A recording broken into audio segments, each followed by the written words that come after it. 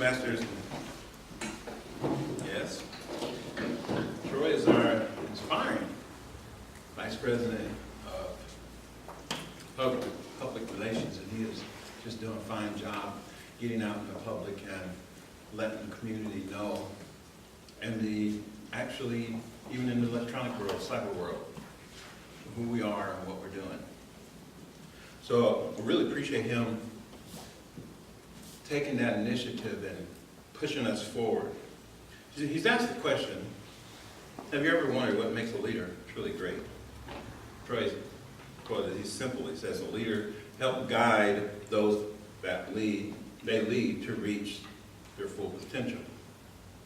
He has definitely taken on the mantra of our club, no one is a success without someone else. Speaking out of the leader as a coach manual, competent communicator Troy Ducart is going to talk on a subject dear to his heart. He believes that when someone coaches you, it is because they care about you. He has experienced good coaching firsthand, and it made a huge difference in his performance and outlook in life. His speech is 10 to 15 minutes. Leader as a coach, competent communicator, Troy Ducart.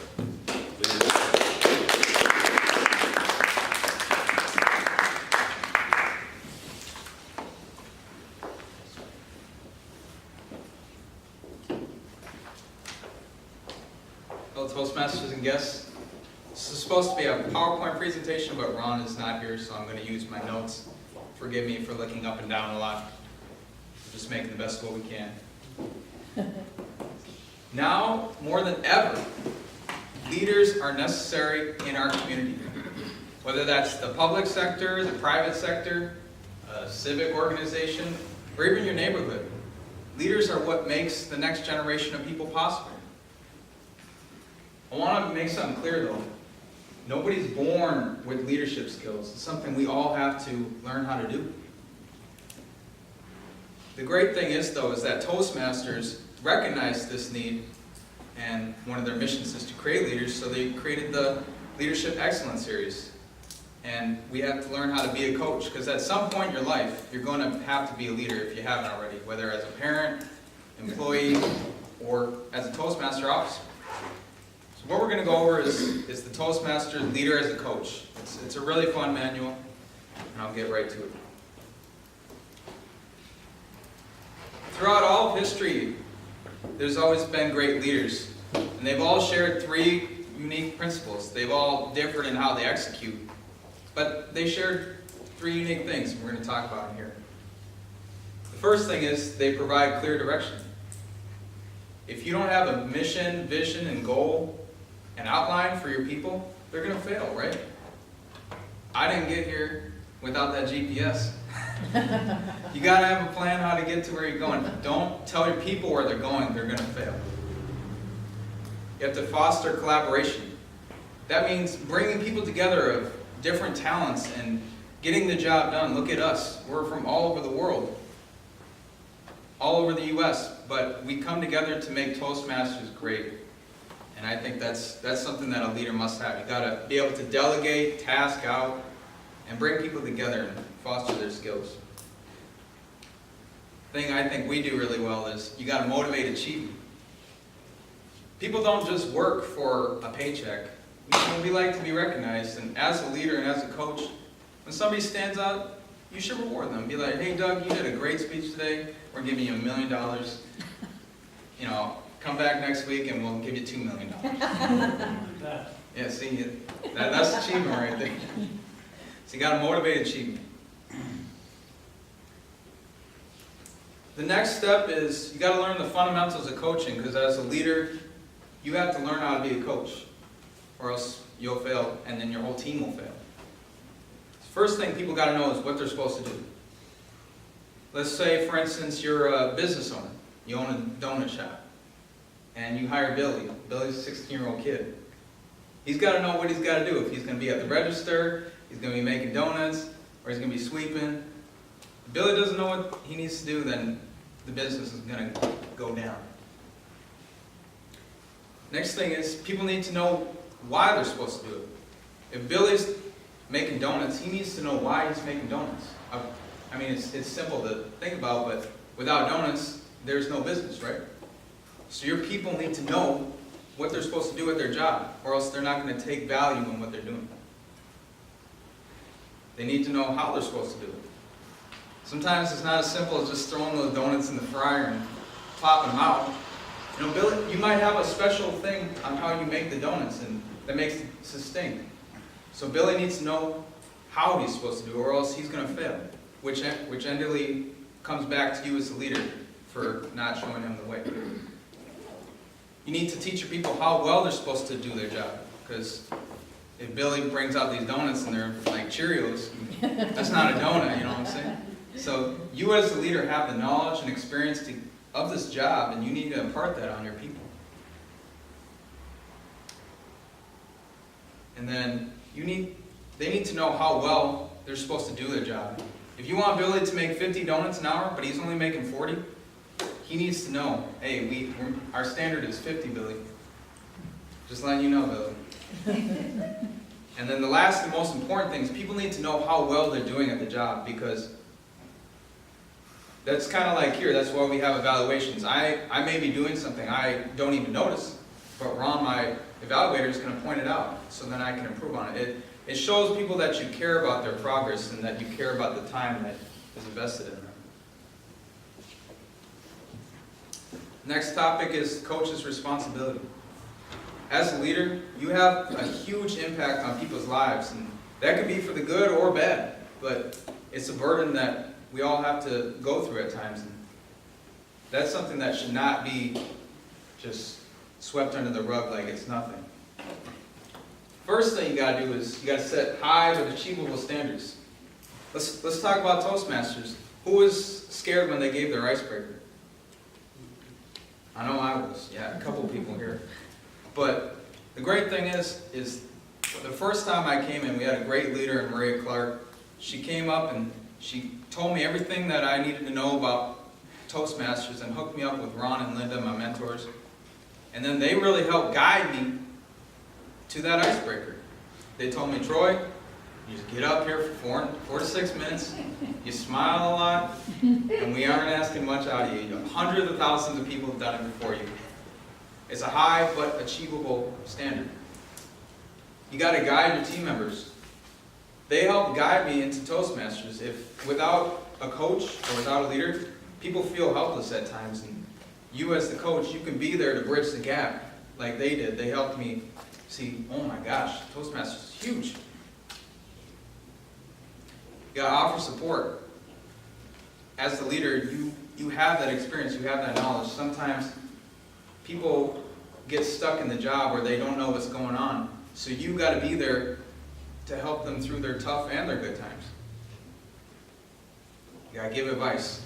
I'm always picking people's brains about this. I got Patrick, Ron, Linda, all you great leaders here. You got to be the person that's always willing to give advice, because that's what leaders do. You build other leaders. You don't just take it for yourself.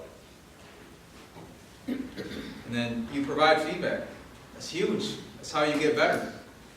When you get your feedback, like I said earlier with Ron, he's going to tell me things that I may not have seen or I'm not practicing to get better. You got to learn to take criticism too as the person that's being led. It's a huge part of life. I'm still getting better at it myself. And then the biggest thing is you got to be the cheerleader. You got to be the encourager. You got to be like, hey guys, we got a goal to set, but I know you guys can do it. We're great here. We're going to get to that President's Distinguished Club because we've done it so many times. We're going to do it again. I believe in you guys. You got to be that encourager. And then the next topic is the 5 steps to effective coaching. 5 things every coach needs to know, according to Toastmasters. You have to first compare their performance with expectations. So let's go back to Billy. Like I said, say Billy is making those 40 donuts, but you want him to make 50. You show him what he's doing, and then you show him the expectation, and then that way a conversation can start. and then you meet with the member.